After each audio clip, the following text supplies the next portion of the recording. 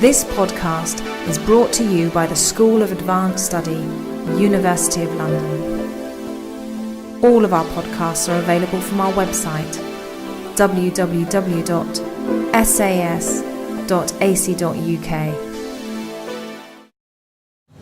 Thank you very much. That's actually quite handy because I do want to shake you all up a bit with a little film. And I really appreciate this offer by ABC Colombia to share some of CAFOD's reflections on the Protect, Respect, Remedy framework and the guiding principles, and specifically the UK's implementation. And we really welcome the fact that the UK government and the Colombian government indeed made a commitment in November last year publicly to implement the guiding principles. So what I wanted to do is maybe get out of this room, get out a little bit of the guiding principle bubble and share some of the feedback that CAFOD has had from talking to partner organisations in Mexico, Zambia, and also from our recent trip to Colombia. And what we've been doing is actually talking to local groups who are affected by businesses about the guiding principles. Then I think I want to bring that back more broadly to some of the key elements that we think are needed if the UK's cross-departmental strategy is going to be effective and if it's going to boost the impact of the guiding principles across the board. So I couldn't resist that question, will the guiding principles actually work? But first of all, I was really conscious in hearing the speakers today how some themes have come through very clearly in the course of the different presentations. Firstly, I think one that's been really strong is this idea of information being power and access to information. And so I wanted to share a short film with you now where Pastor Sterling of Cocomapoco, so the community council in the region of Choco, is talking about the reality of the situation on the ground in terms of getting information about Anglo Gold Ashanti's concession, which has been granted to for the majority of the community's land title. So we're just going to have a short film now.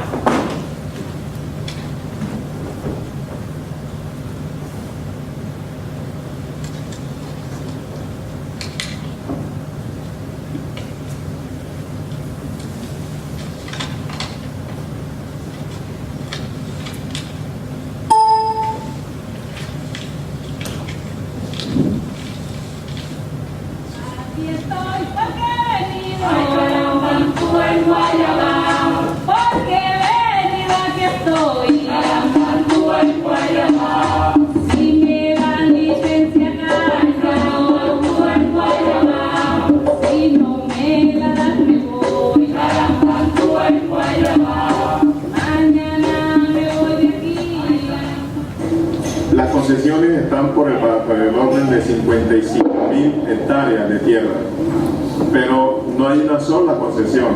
Hay varias concesiones en donde aparecen fragmentadas por 2.000 hectáreas, por 100, por 50, porque haciéndolas así pagan menos recursos por impuestos.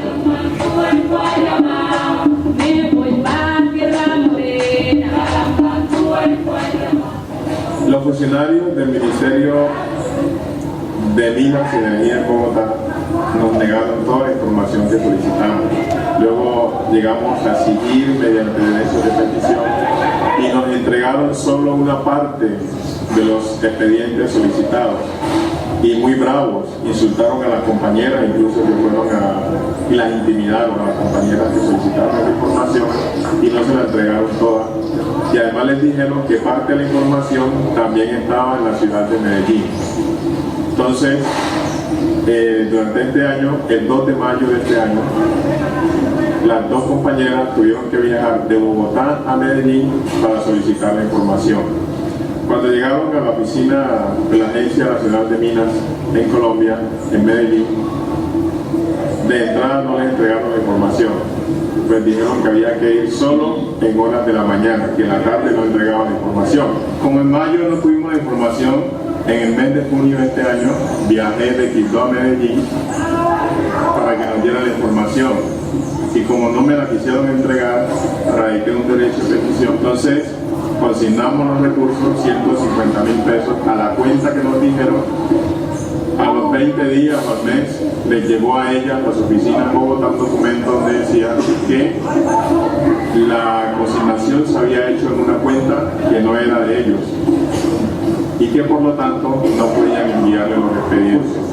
Como no hemos podido tener los expedientes, estamos hablando del mes de mayo hasta el mes de octubre. Ya estamos terminando. Entonces, en la próxima semana debo ir otra vez a Medellín para sacar yo mismo la fotocopia de los expedientes. Dificultades como esa hacen que nuestro trabajo de documentar los casos, de tener información completa, sean muy difíciles y además de que se dilata el tiempo, los recursos no son suficientes para hacer ese tipo de trabajo.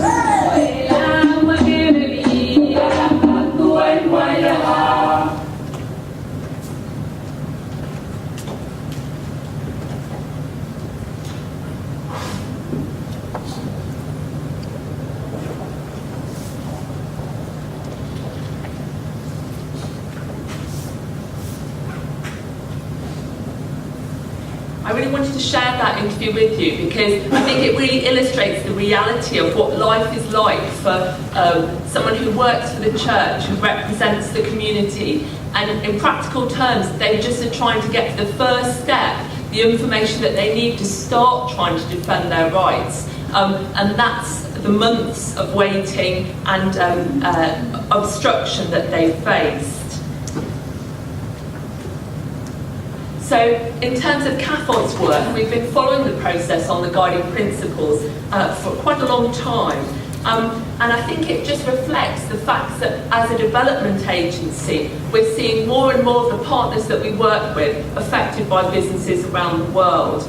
And here, for instance, we've got communities in Bazatete finding out about the mining operations of the gas operations of multinational companies from the US, from Australia, and from Italy, which provide up to 90% of the Timorese budget. So there's a real global reach that transnationals now have. And we've heard also a lot about the economic and political power and influence that these companies wield. And the key question is, for us, accountability. And this is where obviously Professor Ruggie has talked about governance gaps. And from our perspective, I think we welcome the guiding principles, but we certainly don't think that they're going to be the whole solution. And so on this slide, I just wanted to set out some of the international initiatives relating to the extractive industries. And as you'll see, they're not only around human rights impacts of multinational companies, but also looking at this key question of transparency, who's benefiting financially. And I think we'll hear more about that later on, but we've really noted a tendency from multi-stakeholder or voluntary initiatives have been moving towards something more mandatory. So, for example, we're really pleased that the EU looks like it's going to very shortly agree reforms to the directives, which will mean that extractive companies have to report not just on a country-by-country basis, but on a project-by-project basis, providing the kind of information it's so hard for communities to get. And as I've mentioned, I think we've worked for a long time on the guiding principles. We think it's very important to be realistic about their strengths and their limitations as well. And on this slide, I've just put a quick and dirty overview. We see the guiding principles as a starting point, and there are definitely some strengths that they offer. Certainly the profile of the debate about business impact on human rights has really risen. And we see that as more helpful discussion than talking about corporate social responsibility. We were also very interested by John Ruddy's comment about you can't offset negative human rights impacts by philanthropic projects. So we're really pleased that he's brought it back to the impact of the core business activity. And the discussion we're going to have in the next session reflects the fact that this concept of human rights due diligence is still out there, it's still quite vague, but there's quite a lot of opportunities to get involved in the debate on how that should be defined. And finally, not least, CAFOD believes that evaluation of impacts is really important. But I've also highlighted some of the risks. We know that John Ruddy was really clear he wasn't creating new international law obligations, and the binding nature of any of the elements of the guiding principles depends on what governments choose to do with them. The debate has been very remote from those most affected, and we know that there's some problem areas and gaps which have been avoided. But finally, the really big question, I think, for all of us is, will the guiding principles actually change practices of states and companies? So, in terms of what CAFOD's been doing, we've been trying to break out of that little bubble and talk with some of our partners about the guiding principles so they can say whether they see them as relevant to their own situation. So this is just a workshop in Colombia where we were trying to ask what people knew, if anything, about the guiding principles, and we got a variety of responses. But the day we were doing this workshop, actually it was in Quito, in the Choco province of Colombia. The same day there was a big workshop going on in Bogota about the guiding principles, but none of the groups that we were actually working with in Choco were really aware of that. When we talked to local communities, I think they really got the concept of looking at a company's impacts in terms of human rights. And I've just put up briefly on this slide some of the rights that our partner organisations identified as being affected. Specifically, this was by mining activity or potential future mining activity. But if we think about, well, what was the feedback from partners? How did they actually react to the guiding principles? I think I was quite surprised by the level of interest. At one point, I was actually mobbed for copies of the guiding principles in Spanish, which I certainly didn't expect. And there was a keen interest in this theme. But the challenge was, how are civil society groups that are interested in the framework and the principles realistically going to participate in the development of a public policy in Colombia on implementing the framework? And what came through really, really strongly was that the issue of protection and safety was a complete priority for the communities in relation to the state duty to protect. The security issues that they face on a day-to-day basis really coloured their view of that first pillar. And then I think we really need to take into account that civil society groups, government departments and businesses are all starting from very different places in relation to the guiding principles. We've already seen Pastor Sterling talking about how access to basic information for Mopoca Community Council is a huge challenge. And then finally, I think something that came through very strongly was the need to link into the constitutional rights of the Afro-Colombian communities and indigenous peoples, talking about consultation and consent in relation to land use for mining. So I've just highlighted on this slide some of the key questions that those discussions left us with. Firstly, how is it going to be possible for local communities to be meaningfully involved? What will the state duty to protect actually mean? Will it be a reality on the ground in Choco? And what about those consultation rights? Then we also considered some of the key ways in which the guiding principles could be useful to help in mining situations.